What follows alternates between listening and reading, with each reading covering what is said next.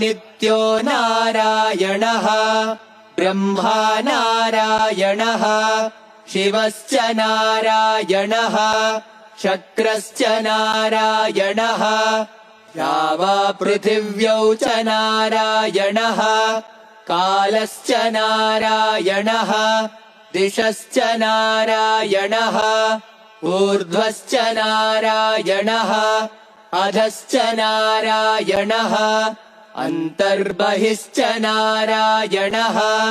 नारायण एवेदगुं सर्वम्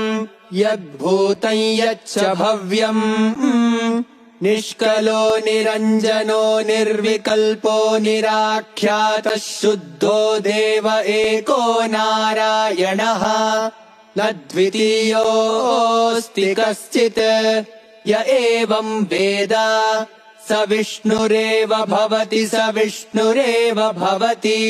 ओमित्यग्रे व्याहरेत् नम इति पश्चात् नारायणायेत्युप